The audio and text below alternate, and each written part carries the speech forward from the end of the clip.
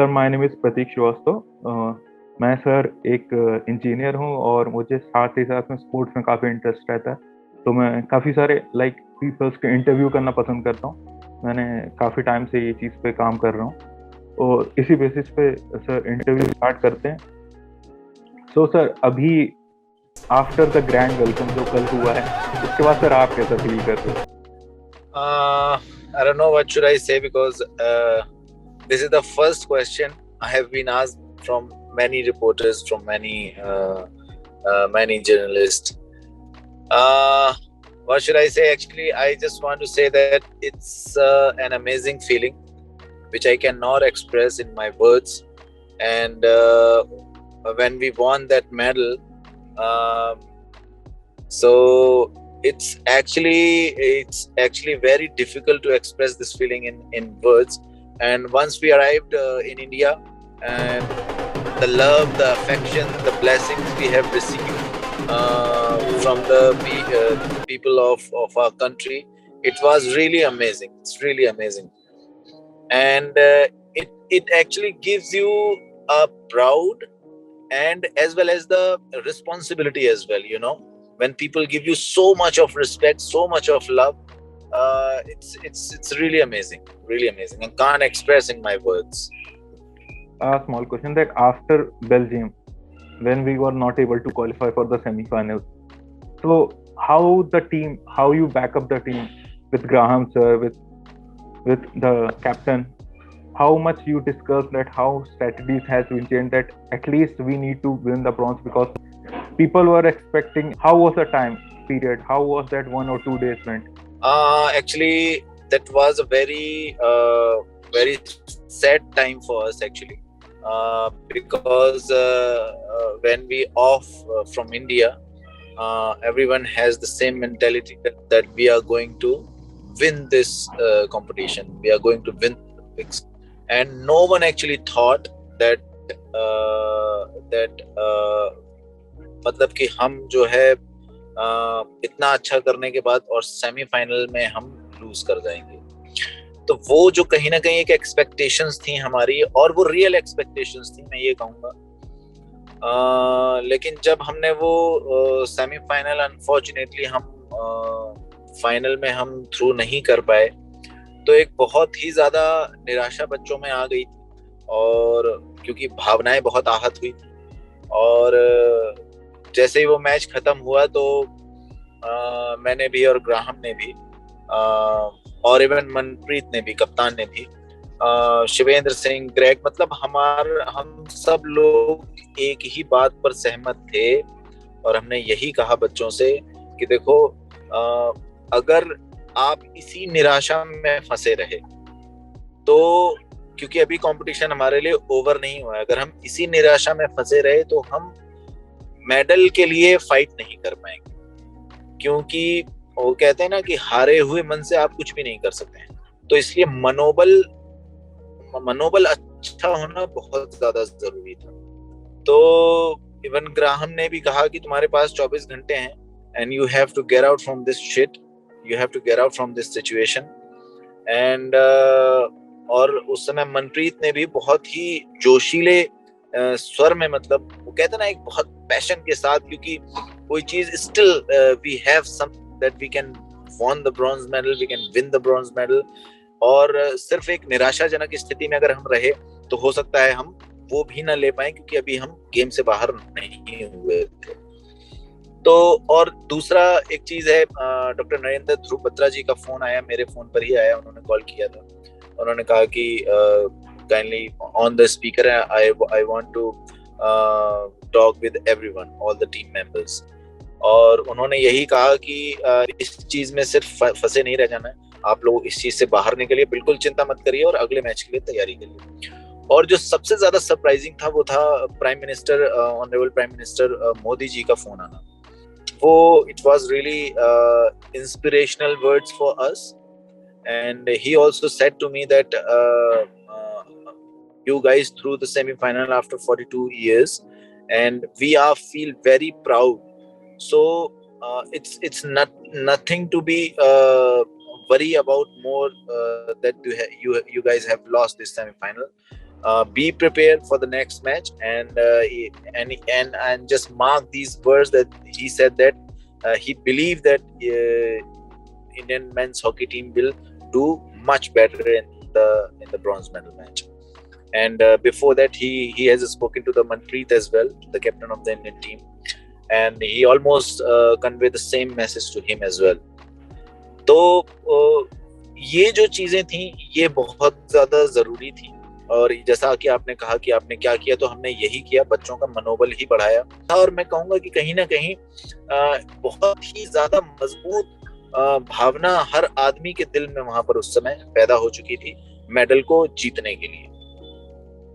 Sir वो जो last के 3 गोल थे ना, वो तो सर अपने आप में एपिक थे। वो मैं सर जनरली नहीं उठता, पर उस दिन मैं उठ के बस इस इंतजार में था, हम और पापा बैठे हुए थे और ये डिस्कशन हो रहा था जीतना पर जब सामने वाली टीम 3 पे हो और आप 1 पे हो, उसके बाद आप रीगेन जो करते हो और जिस मोमेंटम से रीगेन करते हो, वो तो एपिक ही था सर। क्योंकि उसके बाद वो लोग गोल ही नहीं कर पाए और हम लोगों ने 3 गोल लगातार करके मैच अपने पक्ष में किया, और दैट्स वंडरफुल। क्योंकि सर हॉकी में हम लोग हमेशा एक लिबर्टी लेके चलते हैं कि हमारा नेशनल स्पोर्ट्स है, नेशनल स्पोर्ट्स है, हम लोग कहते हैं नेशनल स्पोर्ट है, बट सर जो हम लोग सपोर्ट नहीं दे पा रहे थे, आई थिंक अब इस ओलंपिक्स के बाद, अब ओलंपिक्स 2024 है चाहे 2028 है, उसमें हम लोग का सपोर्ट अब प्रॉपर तरीके से चैनलाइज होके मिलेगा। हाँ सर, पर इसमें भी एक काफी ट्रिकी है, अगर 2028 से क्रिकेट आ जाएगा फिर कहीं फॉलो बैक मिलने के आसार है, आपको क्या लगता है? Just a fun question. I don't know about this, that what will gonna happen if the cricket comes into the Olympics. But one thing I can assure you, that hockey never gonna lose the heart of Indian people. Never sir. The way we have won is more like, हम लोग बात करते हैं starting से कि नहीं हो रहा, पर इस बार हॉकी चाहे वुमेन्स टीम हो चाहे मेंस टीम हो, उन लोगों ने जो परफॉर्मेंस दी उसको देख के हाँ, हम लोग को श्योरिटी जो मिली कि अब तो हम लोग कुछ ऐसे लेवल पे पहुंच सके जहां हम कंपटीशन दे रहे हैं। हाँ, हम लोग हमेशा से बात करते आए कि सपोर्ट नहीं मिलता, but this time I can assure कि as a audience, as a proper India, we have supported a lot. अगर वो जो 16 दिन थे, उन 16 दिन हम सब ने टीवी देखा, हम सब ने इंडिया को चीयर किया, और दैट्स रिफ्लेक्टेड, क्योंकि अगर हम लोग 7 मेडल भी जीत के लाए हैं तो वो सर बड़ी बात है हमारे लिए, क्योंकि हम लोग का हाईएस्ट है अभी तक का। सबसे बड़ी बात ये है, हम लोग कभी 6 हमारा हाईएस्ट था और उसके बाद 7 है, तो दैट्स बेटर। अब आगे उम्मीद है कि और भी जीतेंगे। तो नहीं, बिल्कुल 6 हमारे पदक थे, और ये अब तक का हमारा मोस्ट सक्सेसफुल ओलंपिक्स रहा है। और जो आप सपोर्ट वाली बात कर रहे हैं उसको मैं बिल्कुल स्वीकार करूंगा, क्योंकि मैंने देखा कि जब हम सेमीफाइनल लूज करे, इवन जब हमारा ऑस्ट्रेलिया के साथ जो मैच हुआ था, वो जो हम लूज करे थे, वो मैच बड़ा अनफॉर्चुनेट था, क्योंकि अगर आप स्टैट्स देखेंगे तो वो स्कोर बोर्ड से मैच नहीं करता है। मतलब हमारी सर्कल एंट्रीज, हमारे शॉट गोल्स और उनकी सर्कल एंट्रीज, हमारा बॉल पोजीशन, मतलब वो जो एक स्टैट होता है, अगर आप उसको देखें और स्कोर बोर्ड को देख लें तो लगता है कि समथिंग रॉन्ग। तो यूजुअली जो नॉर्मल वर्ल्ड है उसमें ऐसा नहीं होता है कि ऑस्ट्रेलिया को एक्चुअली में किसी टीम को जो भी मौके मिले वो ही उसके सारे कैश हो जाएं, और दूसरी टीम को जो भी मौके मिले वो उसको बिल्कुल भी कैश ना कर पाए। तो that was a very unfortunate match. उसके बाद भी जो इंडियन फैंस का, इंडियन हॉकी फैंस का जो सपोर्ट मिला है वो अभूतपूर्व था। मतलब किसी का भी मैंने नेगेटिव कमेंट नहीं सुना, सबने यही कहा कि कोई बात नहीं, अभी आप अपना फोकस बनाए रखिए। अगर किसी ने गलत कमेंट करने की कोशिश भी करी तो लोगों ने उसके ऊपर चढ़ाई कर दी कि अभी कुछ कहने की जरूरत नहीं है। तो that was really an amazing, and I have seen this first time, and I think ये चीज बहुत ज्यादा मायने रखती है, बहुत ज्यादा मायने रखती है सर। डेफिनेटली इस बार जनरली ओलंपिक्स होता था, हम लोग सोचते थे मेडल्स को जीत के आएगा, देन वी विल सेलिब्रेट, पर कोई मैच इंटेंशनली नहीं देखता था, ना कोई टाइम डेडिकेट करता था। पर this time whether my friends, whether my family, they were in a position कि नहीं यार, आज मैच है, इस काम को नेक्स्ट डे शेड्यूल करते, पर आज देखना है, आज इंडियन हॉकी का मैच है तो देखना है, वुमेन्स हॉकी का मैच। और सर लिटरली 7 बजे उठ के सबने देखा मैच, क्योंकि उनको ये इंटेंशन था, नहीं इस बार हम लोग काफी श्योर है, काफी ज्यादा मेडल आने के चांसेस है, और वो सर काफी वंडरफुल एक्सपीरियंस रहा हमारे लिए। इसमें सर आप लोगों का बहुत ज्यादा महत्व है एज अ कोच। कहूँगा कि हमारा तो जो रोल होता है वो एक सपोर्टिव रोल होता है, और बाकी खेलना तो खिलाड़ियों को ही होता है मैदान। हम लोग बिहाइंड द सीन कह लीजिए, लेकिन जो अल्टीमेट है, जो जो डिसीजंस हैं, खासकर जो मैच के ड्यूरिंग डिसीजंस हैं, वो खिलाड़ी को ही लेने पड़ते हैं। भले ही हम कितने ही एनालिसिस कर लें, कितना भी उनको गाइड कर दें, लेकिन अल्टीमेट जो गेम के अंदर सिचुएशन आएगी, क्योंकि you can not tell everything, you can not describe every situation, it's every time, almost every time it's a different situation, and you have to take your own decisions while you are playing. No one can teach you or coach you from outside the field, even for the every single ball. So मुझे लगता है कि जो हमारा team का combination था वो भी सीनियर्स का, जूनियर्स का, I mean the younger players and the little mature players का जो कॉम्बिनेशन था वो शायद बहुत काम आया। सर एक इंटरलिंक क्वेश्चन पूछना चाहूंगा, like you joined 2014, I think you joined sports authority of India, so after that what do you think has change? Like अगर हम लोग 2016 से कंपेयर करें अभी के ओलंपिक्स को, आपको क्या लगता है वो स्मॉल चेंजेस या 1% चेंज जो थ्योरी होती है कि हम लोग हर दिन अगर 1% चेंज करें, तो आपको क्या लगता है कि मेजर और माइन्यूट ऐसे कौन से चेंजेस तो इस बार इंडिया को इतना पुल अप किया? देखिए, अगर मैं कंपेयर करूं 2016 को 2020-21 से,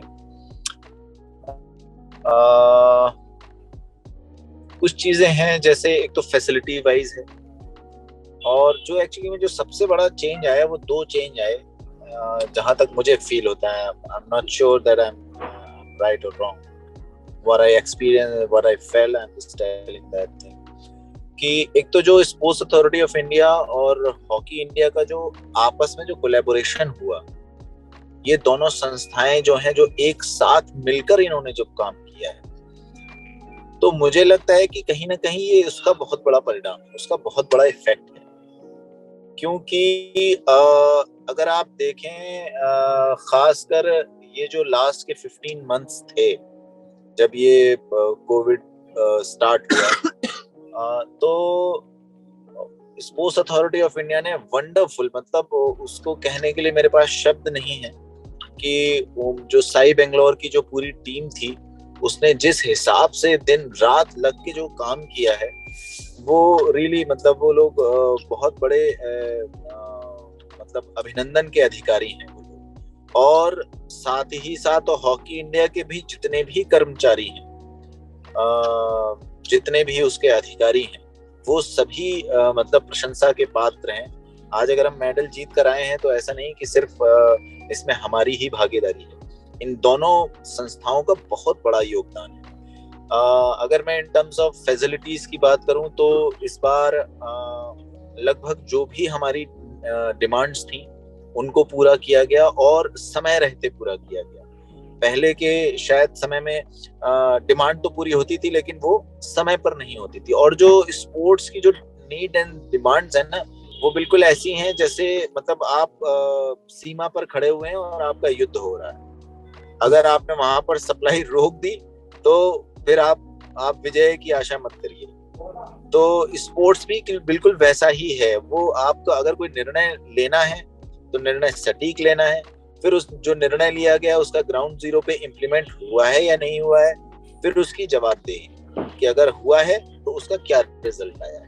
यूजुअली पहले क्या होता था कि कोचेस से उतनी बात नहीं की जाती थी, और एक सीधी सी बात है कि अगर आप खेल के विषय में जानना चाहते हैं तो आप सबसे बेस्ट पर्सन कौन है? कोच है, जो आपको बता सकता है कि एक्चुअली में क्या चाहिए, एक्चुअली में क्या होना चाहिए, वो आपको एक कोच ही बता सकता है। ये शुरुआत संदीप प्रधान जी ने की, जो इस समय डीजी साई हैं। एक बात तो ये, दूसरा वो बहुत विजनरी आदमी है संदीप प्रधान जी। उन्होंने जो है एनसीओई बनाए, खेलो इंडिया के बहुत सारे कार्यक्रम बनाए। मतलब साई का अगर मैं कहूँ, स्पोर्ट्स अथॉरिटी ऑफ इंडिया का, तो पूरा कायाकल्प उन्होंने करके रख दिया है। कोचेस से पूछा, वो सीधा आ जाते थे मैदान पे, सीधा कोच से बात करते थे आगे, बोले हाँ बताओ क्या चल रहा है। और देखिए, एक बहुत बड़ा, अगर शायद आपको पता है कि नहीं पता है, कि मतलब एक NSRS पोर्टल बनाया गया है स्पोर्ट्स अथॉरिटी ऑफ इंडिया की तरफ से, नेशनल रिपोजिटरी सिस्टम, और उसमें जितने भी एनसीओईज के खिलाड़ी हैं, एनसीओई बनाई है, नेशनल सेंटर ऑफ एक्सीलेंस बनाए गए हैं, उनके जितने भी खिलाड़ी हैं उन सबका डाटा उसमें फिल किया जा रहा है। और वो जो है टर्म वाइज जो है उनके टेस्ट लिए जा रहे हैं, और टेस्ट भी स्पेसिफिक टेस्ट हैं, और जो स्पोर्ट्स साइंस है उसके टेस्ट हैं, और उनके सबके डाटा उसमें फिल किए जा रहे हैं। यानी कि अगर मैं हॉकी की बात करूं तो उसमें हॉकी के स्किल्स के टेस्ट हैं, और उस हॉकी से रिलेटेड जो भी उनकी फिजिकल नीड एंड डिमांड्स हैं उनसे रिलेटेड टेस्ट हैं।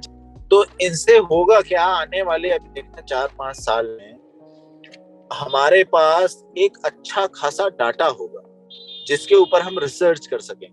अभी क्या है, अभी स्पोर्ट्स साइंटिस्ट मुझे फोन करता है और वो पूछता है कि एक दिन एंथ्रोपोमिस्ट का फोन आया मेरे पास, उसने पूछा कि जो स्ट्राइकर्स होते हैं या मिडफील्डर्स होते हैं उनकी लेग लेंथ क्या होनी चाहिए, उनके हाथों की लेंथ क्या होनी चाहिए। मैंने कहा यार आप स्पोर्ट्स साइंटिस्ट हो, आप मुझे बताओ, मैं कोच हूँ, मुझे एक बेसिक नॉलेज तो है 100%, बट ये चीज तो आपको मुझे बतानी चाहिए। तो बोला हमारे पास कोई डाटा ही नहीं है, हमारी रिसर्च ही नहीं है। तो फिर मैंने उसको बताया जो भी जितना भी मेरे पास था नॉलेज, जितना भी मेरा एक्सपीरियंस था।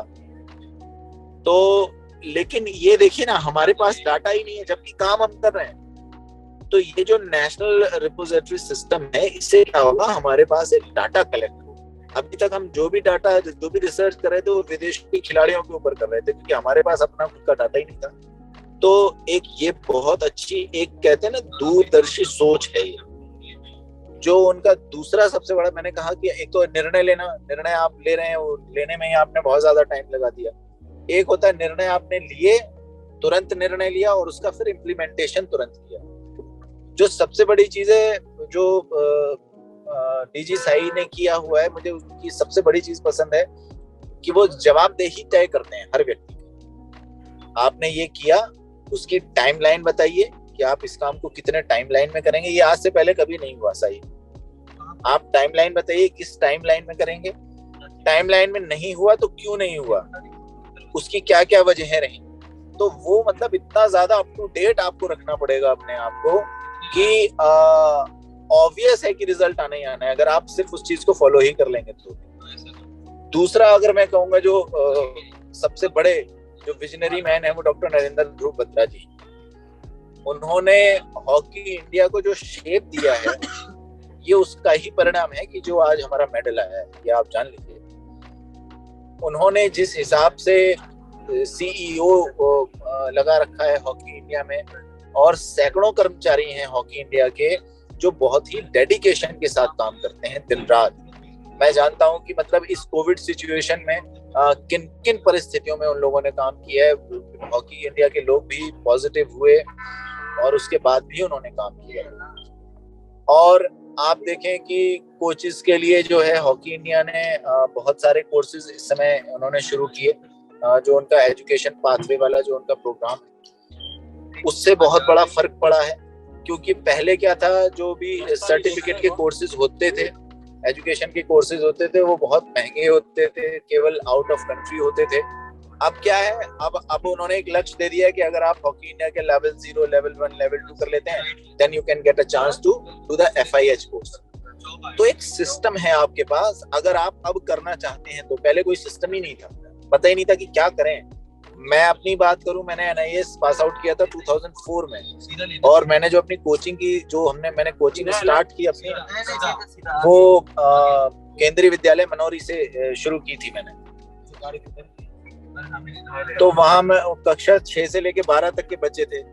तो मैंने तो खुद करके सीखा है चीजों को, मुझे कोई सिखाने वाला नहीं था। कोचिंग लेवल की बात कर रहा हूँ। जब मैंने अपना कोचिंग करियर शुरू किया तो मैंने खुद चीजों को करके देखा है, खुद देखा है कि मतलब जो एक बिल्कुल बेसिक रॉ मटेरियल आता है आपके पास, आप उसको कैसे कोचिंग देंगे, आप उसको कैसे सिखाएंगे कि कौन सी ग्रिप होनी चाहिए, अगर आपको स्ट्रेट हिट लगानी है तो पुश करना है तो कहाँ बॉडी पोजीशन होनी चाहिए आपकी, अगर आपको स्कूप करना है तो कौन सा फोर्स कहाँ से ट्रांसफॉर्म हो जाएगा, कौन सा लीवर काम करेगा। तो उस समय इंपॉर्टेंस समझ में आती है जब आप बिल्कुल बेसिक लेवल पे, ग्राउंड जीरो पे काम करते हैं, बिल्कुल रॉ मटेरियल आपके पास आता है। तब आपको लगता है अरे यार मैंने काश वो स्पोर्ट्स साइंस पढ़ ली होती। जो उस टाइम ये लगता है कि अरे ये तो बिल्कुल बकवास चीज है। ये तो हमारे कभी नहीं काम आने वाली। तो वहां जाके आपको पता चलता है। और देखिए मैं मतलब बिल्कुल ही ग्रास रूट लेवल से लेकर और हाईएस्ट लेवल पे काम कर रहा हूँ, तो मुझे पता है कि कहाँ पर किन चीजों की जरूरत होती है। मैं जानता हूँ कि एक कोच को क्या चाहिए, एक खिलाड़ी को क्या चाहिए, बिल्कुल जीरो लेवल पे। तो मैं बात कर रहा था, आपका जो प्रश्न था कि मतलब क्या क्या बदलाव हुए 2016 से 2021 में, तो ये उन बदलावों की एक बहुत बड़ी कड़ी है जिसमें बहुत लोगों का संघर्ष है, बहुत लोगों की तपस्या है, बहुत लोगों का त्याग है। और उसके बाद मैं इस ग्रुप की बहुत तारीफ करूंगा। ये जो 33 प्लेयर्स थे, देखिए ऐसा नहीं कि मैं शुरू से ही मैंने ये कहा था जब हम वहां से चले थे बेंगलोर साई से, तो उन बच्चों से मैंने कहा था जो बच्चे सेलेक्ट नहीं हुए थे, ये मेरी वहां उनसे वर्डिंग थी कि अगर मेडल आया तो ये मेडल इन 16 का नहीं होगा, क्योंकि उस टाइम तो 16 ही थे, वो बाद में फिर उन्होंने कहा कि 18 आप ले सकते हैं। मैंने ये कहा था कि अगर मेडल आया तो ये पूरे 33 प्लेयर्स को बिलोंग करेगा मेडल। और आज भी अगर आप देखें तो उन प्लेयर्स का, जो बच्चे नॉन सेलेक्टेड थे, उनका आज फोन आ रहा है, लगातार वो बधाइयां दे रहे हैं और कह रहे हैं हमें गर्व है कि हम इस ग्रुप का हिस्सा रहे हैं। तो ये जो 33, मैं कहूंगा कि ये वंडर ग्रुप था, मैं इसको वंडर ग्रुप नाम देना चाहूंगा। All these 33 are wonderful boys, all 33, मतलब वो बहुत अमेजिंग है। अगर कृष्ण गया था, रिजर्व गोलकीपर बन के गया था, थ्रू आउट कंपटीशन उस बच्चे का इतना सपोर्ट था। आप समझ सकते हैं कि आप वहां रहते हुए सब कुछ देख रहे हैं और आप मतलब उस टीम में नहीं खेल रहे हैं, तो ये बहुत कठिन होता है। ये कोई छोटी मोटी चीज नहीं है। आप सब कुछ अपने सामने होते हुए देख रहे हैं लेकिन आप बाहर हैं। लेकिन उस बच्चे का इतना बड़ा सपोर्ट था और उसने इतनी पॉजिटिविटी, इतनी एनर्जी दिखाई कि वो भी मतलब हेड्स ऑफ। और जितने भी बच्चे नहीं गए थे वो सब हेड्स ऑफ के अधिकारी हैं, वो सब बच्चे अभिनंदन के अधिकारी हैं। और ये मेडल उतना ही उनका भी है जितना इन 18 बच्चों का है।